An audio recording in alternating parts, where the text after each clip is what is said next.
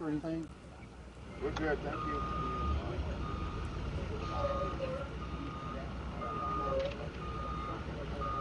Okay, ready? All right, gentlemen. Thank you guys for Taking that being fee. here. First of all, I want to thank all the agencies that we have that have responded to this. We have, of course, Grand Prairie Police Department, Mansfield Police Department, Mansfield Independent School District. We've got all types of federal agencies that are here, ATF, FBI, helping us in this situation. So anytime that you have an incident like this that comes out as an active shooter, particularly in a school, all of law enforcement really comes together and cooperates and makes sure that we have a unified effort to neutralize or to stop any type of threat, particularly in these schools and our children. So now I just want to kind of brief you and give you the facts as we know it. So about 9:15 this morning, we got a call that there was a shooting on the second floor of Timberview High School. Several other phone calls came in at the same time. I can tell you that there were 4 victims. One was minor injuries who refused treatment. 3 individuals were taken to the hospital. Currently, we have multiple agencies doing a methodical search at the school. We're trying to make sure that all our children are safe as they are in lockdown, and we're going to try to do an orderly fashion to bring them out of the school to ensure that they are brought to their parents. Okay?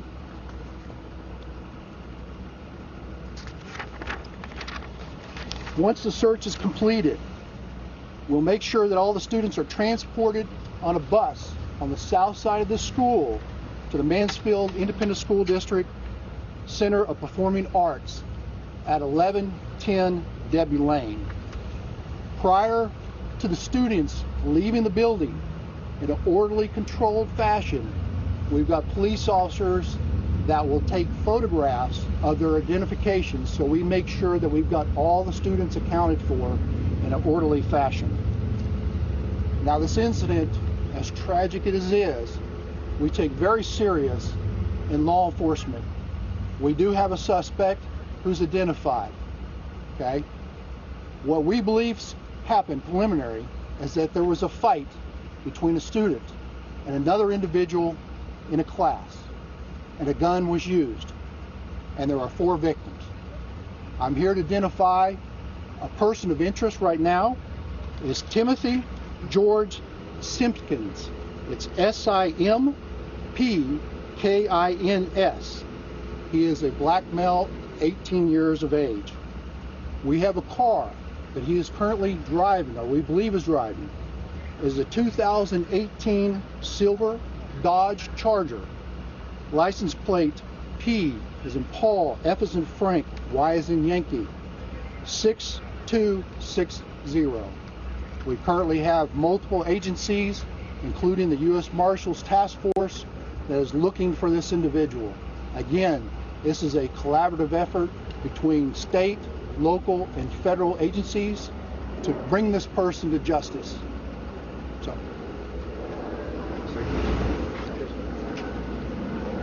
I'm Tracy Aaron, the Chief of Police in Mansfield. I want to say thank you to all of the agencies. It's not just helping just this incident, but all of our other sister agencies here close. You know, Mansfield responded to this the same as all of the other agencies, and I have to assure you that the departments are doing a great job here in bringing all this to a close. What you're going to see now is that there's going to be continued searches for our suspect. The Chief has already told us what that looks like. We ask for our citizens' help to continue to search for that person and call in any leads that you may have. You should know at this point that this person is armed and dangerous, and I would suggest that you call 911 as soon as you see that person or you see that suspect vehicle. We are continually making those searches throughout the state as it turns out. Be having the victims in your thoughts and prayers. Please lift those folks up in your prayers. Some of those are already in surgery, so be thinking about those. Be thinking about our suspect and their family.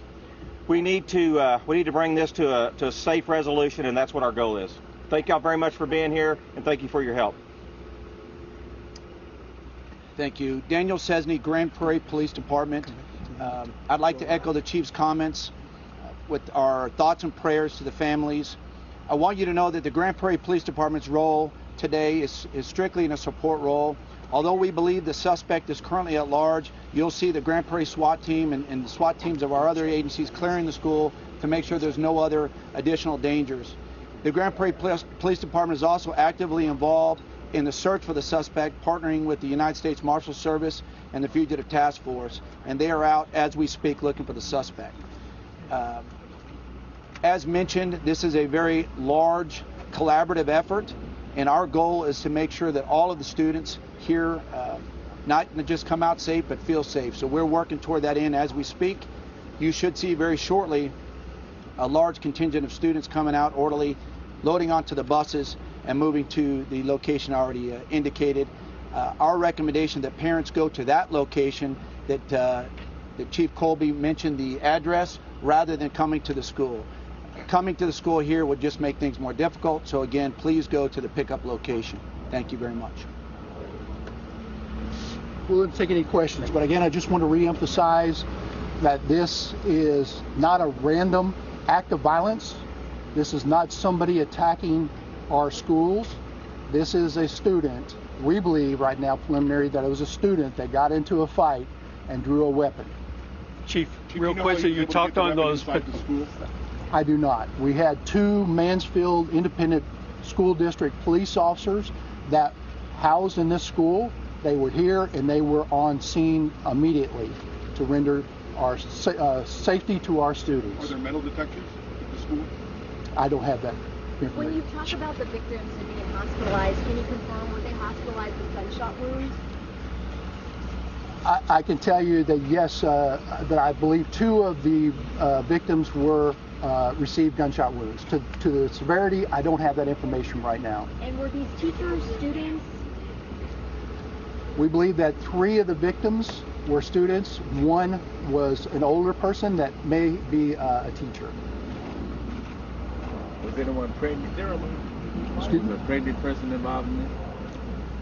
There was a report of a pregnant woman who was one of the 4 victims that may have fell during the shooting, but received medical treatment from our EMS here on scene and was released. That person is not in the hospital based upon the information that I have right now. There are a lot of people who will be watching this concerned specifically about the kids inside of the building. It would seem to be that you have a certain level of confidence that the danger, should there be any, is not here, correct? I realize there's a lot of logistics involved in searching, but could you speak to your level of confidence that there's no continued threat for the students in these buildings? Yes, I have a high confidence right now that the shooter is not on the premises. I have a high confidence that it was only 1 shooter at this school. We want to continue to make sure that we lock down our students to make sure that they are safe. We have Grand Prairie Police Department, Mansfield Police Department, Arlington Police Department, and other SWAT teams that are methodically going through each of these rooms and releasing these children to make sure that we're safe. We want to make sure that we get identification from each of these students. We want to make sure that they don't have any weapons on them themselves. So it's just a customary practice that we will do to make sure that everybody's safe before we get them out on the buses. Chief Colby, you mentioned Mr. Simpkins, 18 years of age. He was in that classroom as a student fighting with someone else with that weapon, is your understanding at this point? There was a video that I viewed, and he was in a classroom. To what his student, whether he was a student or not, I don't have that information right now. We are going to release his photograph after this press conference, and we are currently actively looking for him now. And was he able to escape the school because of the chaotic situation? I don't have those facts, but I do know that there's video. We're trying to review the video to where he came out. Based upon the preliminary information, he came out on the south side. There was a vehicle that was identified. I will tell you that one of the callers that called in immediately identified him as a suspect in this shooting. Do you know if anyone was able to render aid to those victims before DMS got on scene? I do not, but again, I want to stress that we had 2 Mansfield Independent police officers on scene, and they immediately responded to the threat situation, and I'm sure that they try to minimize any type of injuries with those individuals. Could I go back to that phone call a second? Was that a call essentially warning that this was about to happen? No, sir. It was not a call that was a warning. This was a call after the shooting happened. We got multiple 911 calls, and one caller identified the person of interest. Other students in the room at the time, or was it like just an empty classroom? Based on the video that I saw, there were other students in the classroom. When you say video, are you talking about surveillance video or possibly video captured by other students or teachers? The video that I saw looked like it was captured on a cell phone by other students. And did that video, sir, include the shooting in and of itself or the fight in and of itself? Because we've seen at least one of those videos. The video included the fight. I did not see a video that it captured the shooting. Sir, I'm sorry, just one more time. Could we get the name of the suspect and the victims right now? The victims, It's on Twitter now. victims I don't have. The suspect is on Twitter right now. Got you. And we'll release the photograph, the suspect here momentarily. The Is there suspect is other video out there from students that shot video? Would you want that video in hand? You guys want that video? Yes, any video that's taken of the incident, we would ask any citizen or any student to make sure that they contact Mansfield Police Department or the Arlington Police Department with any video that they have. I will let you know that the Arlington Police Department will handle the criminal investigation. And one more question about the suspect. Is he anyone that is known to your agencies? I don't have that information. Any more advice for the general public, since you said he's armed and dangerous, for the public at large? Yeah, I would say if anybody comes across this individual, please do not make contact with him. If they identify the car, make sure that you call 911, have appropriate police response, and let us bring this situation to conclusion for the safety of the public. And again, our hearts go out to those who are injured today and all the students that went through a traumatic incident at this school. Do you know what kind of weapon it was? I do not know what type of weapon it was. Speaking again directly to the parents and students of the school who are no doubt watching with great interest about what's happening right now, could you speak as best you can directly to them? You said not to come to the school, they should come to this off-site location. Could you repeat that information and give some sense that no one could hold you to when they might be able to look their students in the eyes again? Yeah, we know that this is very traumatic for the parents right now. We know that they're worried about their children and their safety for their children. Right now, we believe that the scene is secure. We're just making sure that we can in an orderly, controlled fashion, make sure that we can identify all the students and make sure that we can account for everyone here. Then what we're going to do, hopefully within the next hour, don't hold me to it, for the next hour, we're going to orderly, controlled fashion bring them to buses right here on the south side. And then we are going to bus them to the Mansfield Independent School District Center of Performing Arts on Debbie Lane. We ask that all the parents please report there, and your students, your children will get off the buses and then you can see them there. We have got several of the students that we have interviewed that were witnesses to this incident. So we're going to hold on to those children. Hopefully my detectives will allow them to call their parents. And I'm sure there are many of the students that have reached out to their parents and ensured that they are safe.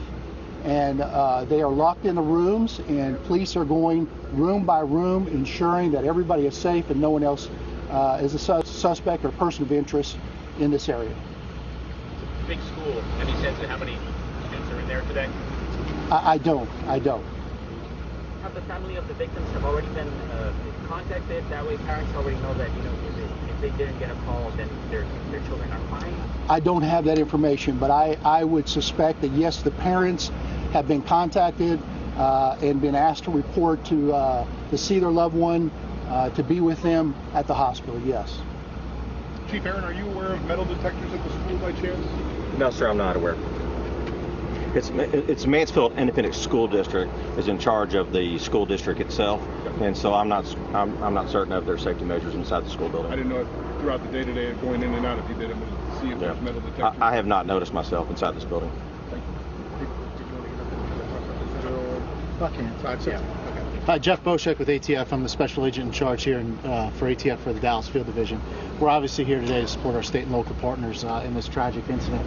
You know, as a law enforcement officer and then as a parent, with a student in Arlington ISD, this is kind of your scariest moment, right? When this happens, not only with what you do for your job, but when you have a wife who's a teacher here and several kids that go to school in the district. So we're here as soon as we get the information on this firearm. We're going to track it down. We'll figure out where this individual got this gun from. Our agents won't sleep, working with our partners here to figure out how he got this weapon in his hand to come into school and cause this tragedy today.